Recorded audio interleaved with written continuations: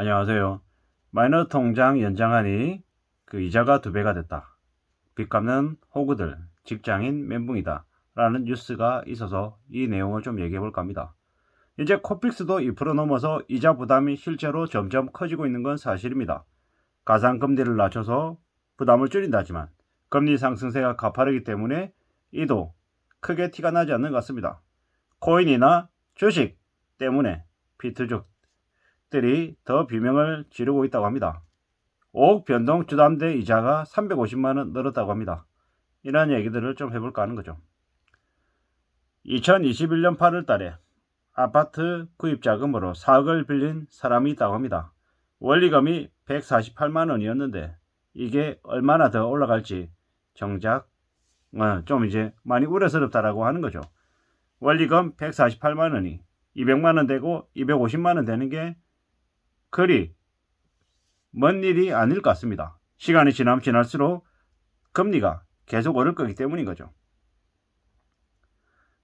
그 4억을 빌린 사람이 연 2.76%의 금리를 적용받고 있다고 하는데 이게 조금 지나면은 얼마가 되겠습니까? 실제로 2.76을 받는 사람이 있나 싶을 정도인 거죠. 왜냐?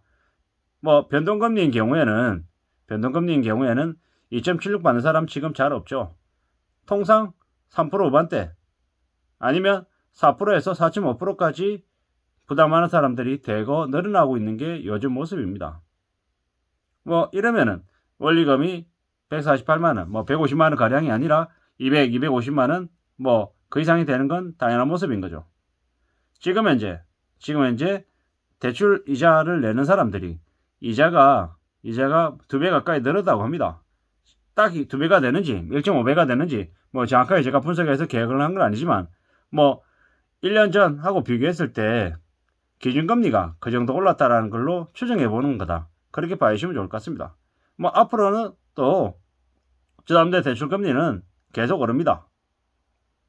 현재 3.7에서 6.2인 주택담보대출 금리가 다음 주가 되면 4.1에서 6.6으로 오르는 거죠. 작년 12월에 5억 주담 대출을 받았다면 이제 연이자가 한 350만원 가량 늘은 거라고 하죠. 이렇게 주담대 대출을 받아서 집을 산 사람들은 금리가 올라도 그래도 집값이 올랐다라는 걸로 상대적인 위안을 받을 수 있지만 주식이나 코인 투자용으로 신용대출을 받은 사람들의 근심이 더 커진다고 합니다. 왜냐하면 이제 이미 신용대출의 일부 금리는 7%를 넘고 있죠. 신용대출은 3개월에서 6개월 사이에 금리가 제정이 되기 때문에 금리 상승 부담이 빌린 사람들에게 바로바로 적용된다라고 보는 게 맞겠죠. 이런 거죠. 최근에 마이너 대출을 받고 있는 사람이 이때까지 금리가 한 3.2에서 한 3.5 정도였는데 이제 받았더니 5%에 육박하는 거죠. 5%에서 5.5%가 되는 거죠. 무려 1년 사이에 대출금리가 한 2%가량 올라간 거죠. 1억원 대출 받는 사람이 기존에는 이제 이자로 매월 한 28만원 내다가 이제는 한 50만원, 60만원 이제 내는 거죠. 이렇게 금리가 계속 오르는 빌린 대출자들의 이자 부담은 이제 점점 더 커지지 줄어들 리 없는 거죠. 그러다 보니까 이제 생활비를 더 줄여서 어떻게든 좀 해결해 보려고 하는데 참 그게 쉽지 않은 거죠. 만만치 않다라는 거죠. 제가 이제 주식 관련해 가지고 존버하는 사람들을 무리하게 존버하는 게 좋지 않다라고 앞전에 말씀드린 적이 있습니다. 좀 더 명확하게 말씀드리면, 좀 더 구체적으로 말씀드리면 자기 돈으로 주식 투자를 해서 얼마든지 기다릴 수 있는 사람, 그런 사람들은 지금 주가가 떨어졌다라고 해서 무리하게 뺄 필요 없이 계속 가져가는 것도 가능할 겁니다. 그런 사람들은 전혀 문제가 안 된다라는 거죠. 제가 존버하면 안 된다, 하루빨리 나와야 된다라고 말씀드리는 사람들은 어떤 부류냐? 비투한 사람들, 무리하게 자기가 감당할 수 없는 이자 부담이 커지고 있는데 주식을 빚낸 돈으로 주식 투자해서 마이너스를 계속 보고 있는 사람들에게는 손절하는 게 좋다, 주식시장에서 빠져나오는 게 좋다 라는 말씀을 드리는 거죠. 무리하게 빚을 내서 뭔가 하는 사람들은 기다릴 수 있는 시간이 없기 때문에 오래오래 버티기 힘들기 때문에 존버하는 게 안 좋다라는 말씀을 드리는 거죠. 주식시장은 오를 때도 있고 내릴 때도 있고 언제든지 변동폭이 심하다라는 거죠. 그렇기 때문에 무리하게 존버하는 거, 빚을 내서 비투한 이들이 존버하는 건 좋은 모습이 아니다라는 말씀을 드렸던 거고요. 또한 주가가 1800, 1500까지 내려가는 거 관련해서 에이 설마 그렇게까지 내려가냐 이렇게 부정적으로 본다 이렇게 얘기하시는 분들 관련해서는 어떤 의미에서 또 말씀을 드리냐면, 지금 현재 한국에 여러가지 경제지표가 안 좋기도 하지만 미국 또한 올해 내년 기준금리를 계속 올리고 있고 한국도 마찬가지로 올려야 되고, 그렇게 기준금리를 2년가량 올리고 나면 어김없이 금리 인상하고 난 이후에 또 2년 동안은 대략적인 기간 동안은 경제 침체가 왔기 때문에 그때 주가가 많이 내려가더라 라는 거죠. 미국의 사례, 그리고 미국의 사례가 또 한국에 또 그대로 전이가 되어서 한국에서도 그랬다라는 걸 이제 빗대어서 말씀을 드렸던 겁니다. 그리고 또 뭡니까? 배당주에 관련해 가지고 계속 이렇게 장기로 보는 게 좋겠다라고도 얘기를 했었는데, 그것 또한 빚을 내서 무리하게 투자한 사람들에게 배당주는 적합하지 않죠. 적합하지 않다고 생각합니다. 자기 돈으로 여윳돈을 가지고 주식을 장기로 내다보고 투자하는 사람들에게 배당주를 가져가는 게 좀 더 그래도 안정적이고 손실을 덜 보면서 가는 방식 중에 하나일 거다라는 말씀을 드린 겁니다. 그렇게 봐주시면 좋겠습니다. 네. 앞으로 금리가 계속 올라가기 때문에 이자 부담에 힘들어하는 사람들은 점점 더 많아질 것이다.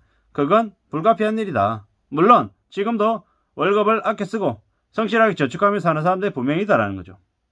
그리고 그런 사람들이 스스로 공부하고 또 그 영역에 시간을 들여서 알아가면서 주식을 투자하든 부동산을 투자하든 하는 건 나쁜 모습이 아니라 좋은 모습이다. 다만 시기상으로는 지금은 좀 아니지 않냐라는 말씀을 계속 드리는 거죠.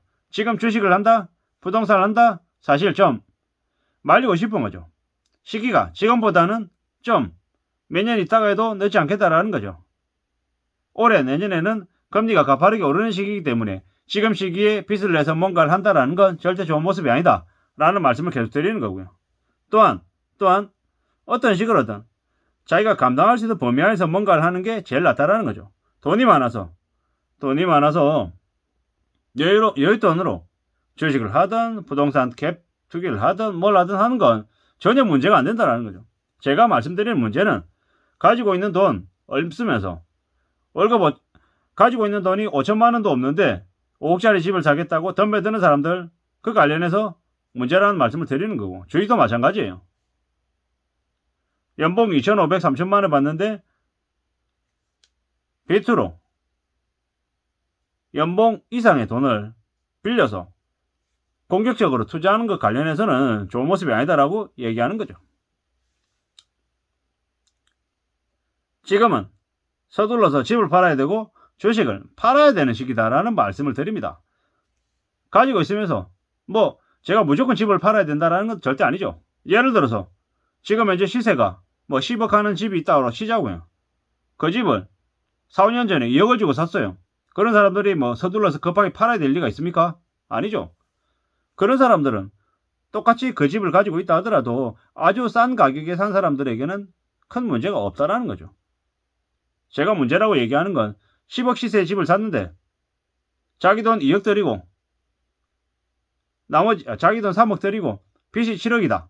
연끌해서 무리하게 산 거다. 근데 그 집값이 10억은 최고점인 거고 7억이고 8억이고 6억이고 계속 내려갈 가능성이 크다. 이런 주식이다. 이런 주택이다라고 하면 서둘러서 팔아야 된다라는 말씀을 드리는 거죠. 무리하게 빚을 져서 그 빚을 통해서 큰 부를 이루는 건 절대 불가능한 일은 아니겠죠. 하지만 보통의 사람들, 대부분의 사람들은 그렇게 무리하게 빚을 내서 뭔가를 하는 게 절대로 좋은 모습이 아니다라는 거죠. 자기 돈으로, 저축한 돈으로 뭔가를 하는 게 훨씬 더 나은 모습이다 라고 말씀을 드리는 거죠. 사는 게 쉬우면 좋겠지만 절대 쉽지 않다라는 거죠. 성실하게 살아가는 사람도 있고 분명히 무리하게 욕심부려가지고 탐욕으로 무너지는 사람이 있다라는 말씀을 드리는 거죠. 점점 더 이자 부담은 커지고 그로 인한 어려움이 심해진다라는 걸 말씀드리는 겁니다. 함부로 빚내는 걸 당연하게 생각하거나 뭐 별일 아닌 것처럼 생각하는 게 위험한 것을 말씀드리는 겁니다. 이상입니다.